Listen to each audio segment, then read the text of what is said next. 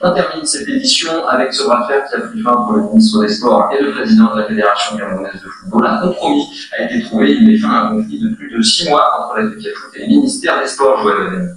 C'est la fin du désordre enregistré ces derniers mois autour des liens indomptables avec le staff, l'un nommé par le ministre des Sports et l'autre par l'Africa Foot. Désormais, un seul encadrement avec à sa tête Marc Brice dirigera l'équipe nationale du Cameroun. Le Belge devra pour adjoint Martin Boukile et David Babou. François Romain Billy et H. Cyprien, anciennement adjoint dans le stade du ministère des Sports, sont nommés superviseurs analystes. Samuel Eto'o a maintenu dans cette équipe des fidèles à l'instar d'Idriss Carlos Kalini, entraîneur des gardiens de but, le docteur Patrick Fotso, le médecin, ou Thierry Ndo, le responsable presse. Les grands perdants de ce compromis sont Benjamin Barlock et Benoît Angois, les anciens coordonnateurs nommés par le ministre des Sports et le président de l'Africa Foot. Ce poste très convoité sera désormais occupé par l'ancien défenseur Timothée Akouba. De l'avis des observateurs, ce staff constitué de 10 membres est le plus pléthorique que le Cameroun ait connu, mais c'était la condition pour le retour de la paix au sein des Lions indomptables. Joël Wadem, Yaoundé, RFI. 18 membres pour le staff des Lions indomptables du Cameroun. Mesdames, Mesdemoiselles, Messieurs, la nouvelle est tombée très tard, hier soir, mardi 1er octobre 2024. Les Lions indomptables du Cameroun ont un staff consensuel, c'est officiel, après plus de 6 mois de bataille, de bras de fer, entre le MINSEP d'un côté et l'Africa Foot de l'autre côté. Chacune des entités campant sur ses positions, faisant savoir justement que c'est son staff qui est le staff valable, qui est le staff légal. Aujourd'hui, on a donc un consensus avec ce staff élargi, on va dire ça comme ça, un staff consensuel constitué de 18 membres. On va donc essayer de vous citer les différents membres qui constituent ce staff des Lions indomptables du Cameroun. C'est qui le grand perdant, c'est qui le grand vainqueur dans ce consensus finalement entre le MINSEP et la Fédération camerounaise de football. Cela signifie-t-il que la sérénité, la paix sont désormais de retour dans la tanière des Lions indomptables du Cameroun? On en parle dans cette vidéo. N'hésitez surtout pas à vous abonner, laissez des réactions, des avis en commentaire, invitez vos amis, vos camarades, vos familles à s'abonner massivement, partagez. Et bien sûr, n'hésitez surtout pas à activer la cloche de notification. Ainsi, vous serez notifié chaque fois qu'il y aura une nouvelle vidéo sur ce compte YouTube. Mesdames, Messieurs, bonjour, bonsoir, merci de nous retrouver dans cette vidéo. Ce programme vous est offert par le Lion Sportif, marque numéro 1 d'équipement sportif en Afrique. Le Lion Sportif, équipementier de nombreux clubs dans les championnats européens, en Afrique et au Cameroun. Le Lion Sportif, des maillots, des shorts, des survêtements, des baskets et des chaussures de haute qualité pour des performances indomptables. Le Lion Sportif, rugir plus fort. Global Groupage et Service Express, numéro 1 à Hambourg. Expédie vos colis vers le Cameroun, à Douala et à Yaoundé. Global Groupage et Service Express vous offrent un service de qualité, de proximité. Nos 3 mots-clés sont la sécurité, la rapidité et le bon prix. Vous désirez également un frigo, salon en cuir, meubles, etc. On s'occupe de tout. Contactez-nous pour plus d'informations. Global Groupage et Service Express, la confiance est notre premier capital. Seul, on va plus vite, mais ensemble, on va plus loin. La nouvelle est tombée hier, mardi, en soirée, avec ce communiqué conjoint signé par le ministre des Sports, Narcisse Moulay-Kobi, et le président de la Fédération camerounaise de football, Samuel Eto'o fils, pour le plus grand plaisir des fans de foot, des fans des Lions indomptables du Cameroun. La sérénité est enfin de retour, on l'espère. Maintenant, cette décision est diversement interprétée, que l'on soit d'un côté ou de l'autre. Oui, malheureusement, mesdames et messieurs, au Cameroun, la logique voudrait qu'on appartienne forcément à un camp, un clan, qu'on soit pro ceci, contre cela, et pas qu'on soit neutre finalement, qu'on soit neutre et qu'on analyse des choses, des situations ou des actualités sous un prisme purement objectif dans l'intérêt général. Parce qu'il s'agit de l'intérêt général, il s'agit des Lions indomptables du Cameroun, un patrimoine national. Il ne s'agit pas de faire des louanges pour X ou pour Y, présenter X ou Y comme étant le plus beau, comme étant le plus chaud, comme étant le plus fort, comme étant le héros dans quelque situation que ce soit. Alors, maintenant, on a cette décision qui est le fruit d'un consensus. Ça veut dire que des gens ont accepté, ont décidé de s'asseoir à une table pour négocier, pour discuter et pour se mettre d'accord, faire des concessions afin que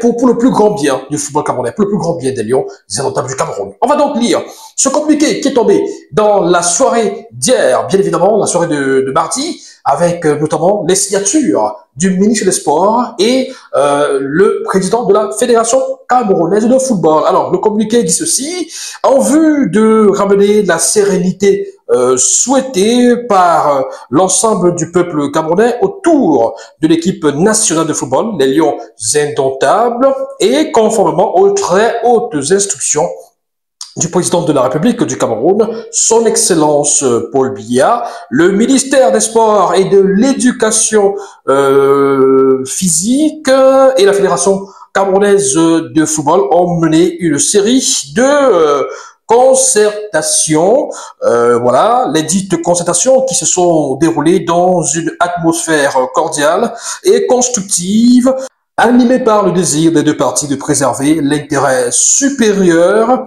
de la nation, ont abouti à un réaménagement du staff technique, administratif et médical des Lions indomptables tel qu'il suit: entraîneur, sélectionneur, Marbrice, assistant du sélectionneur Joachim Moudunga, et puis vous avez des superviseurs analystes, voilà, vous avez Giannis Ziloris, analyste vidéo, et superviseur analyste, vous avez François Bambillic, H.O. Cyprien Besson, entraîneur adjoint numéro 1 Martin Tungoupilé, entraîneur adjoint numéro 2 David Pagou, entraîneur des gardiens de but, vous avez Luis Carlos Kabedi et Alioum Boukar, médecin, vous avez le docteur Fosso Wabap, Patrick Joël, préparateur physique Manouvrier Christophe, coordonnateur des sélections, un poste stratégique qui faisait problème, qui faisait débat au sein des deux parties, justement. À ce niveau, on a mis un homme tout neuf, tout nouveau. Il s'agit de monsieur Timothée Atouba, en remplacement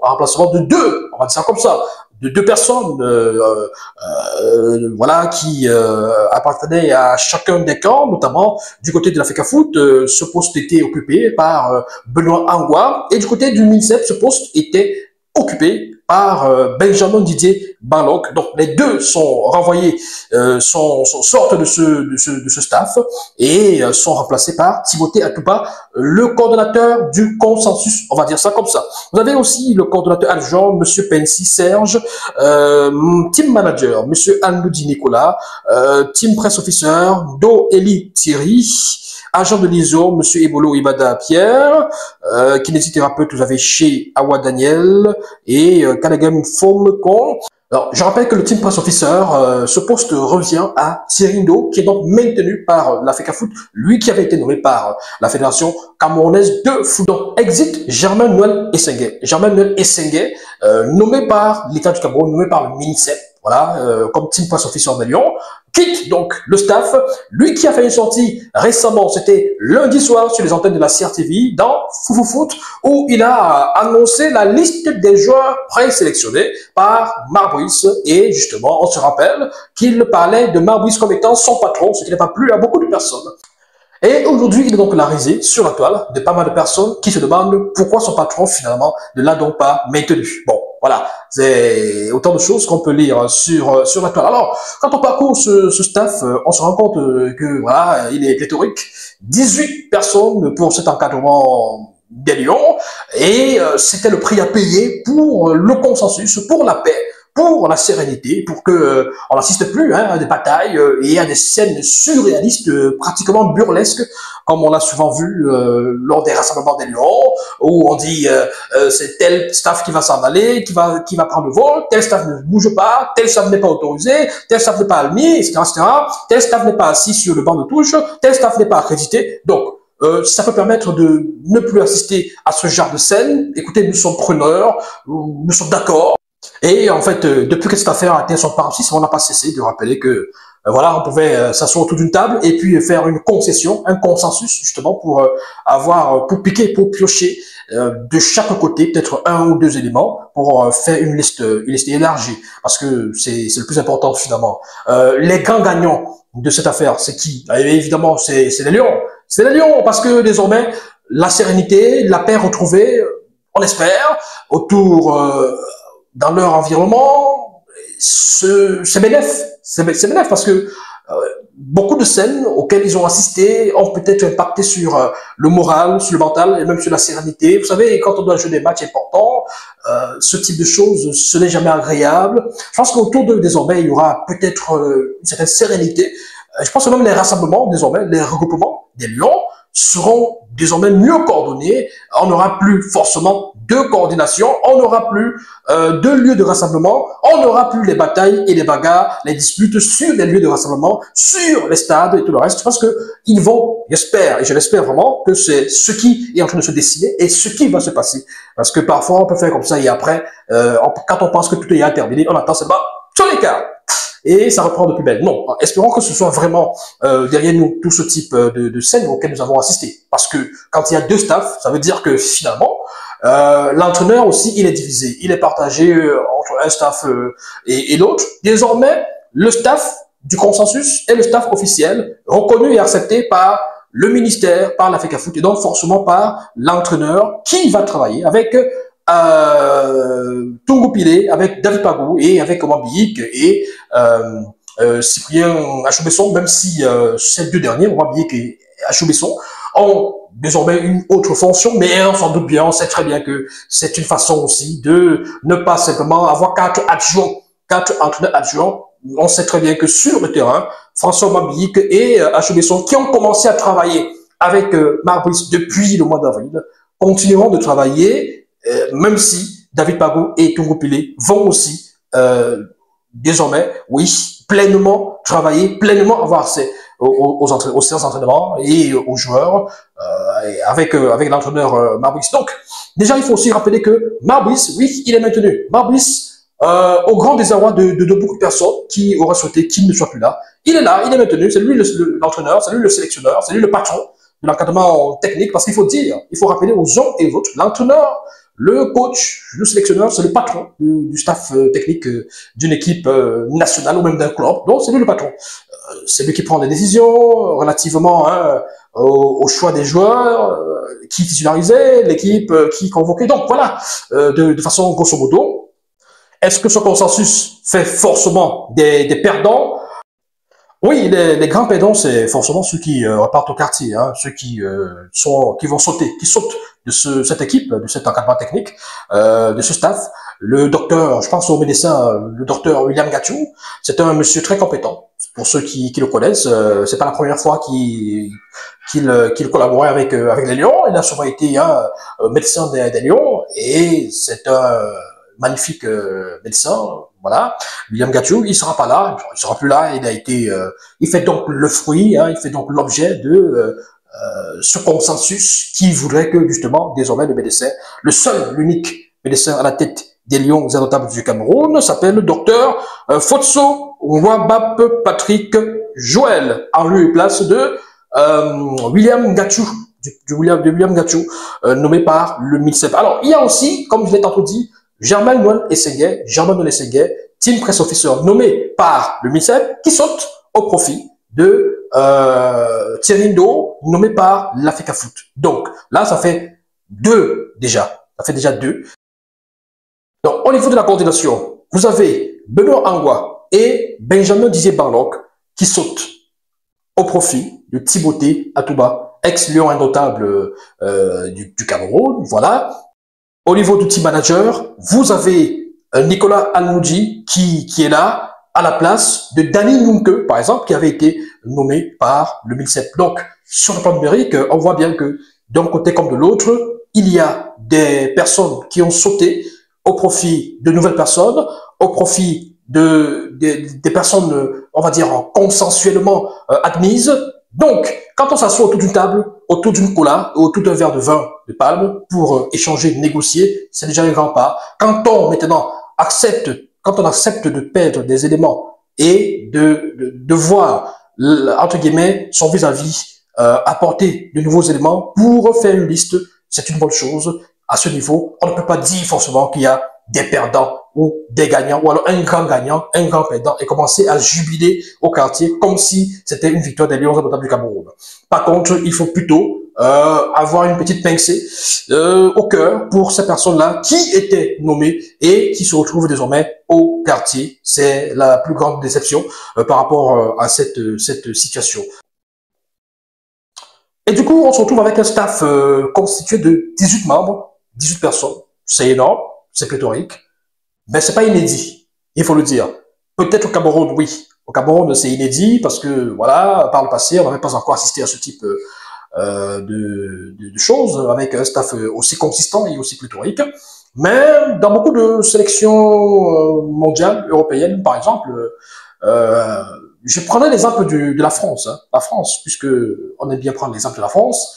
Didier Deschamps est entouré par un staff composé de 19 personnes, 19 membres, 19 membres. C'est-à-dire que en plus de Didier Deschamps, ça fait 20. Ça fait 20. Donc autour de lui, il a 19 membres.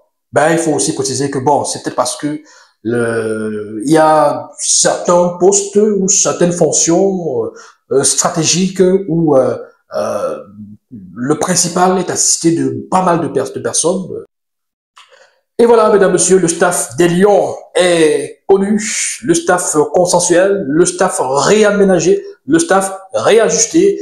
18 personnes constituent ce staff, c'est pléthorique pour le Cameroun. Et les grosses questions, les grosses interrogations, justement, c'est l'argent. C'est l'argent parce que, justement, un staff aussi pléthorique va nécessiter forcément beaucoup plus de dépenses. Beaucoup plus de dépenses. Mais ce n'est pas, on ne bat pas des records mondiaux avec ce type de staff pléthorique parce que, comme je l'ai tantôt dit, du côté de l'équipe de France, autour de Didier Deschamps, il y a 19 personnes. Il y a 19 personnes, donc un staff constitué finalement de 20 personnes pour l'équipe de France.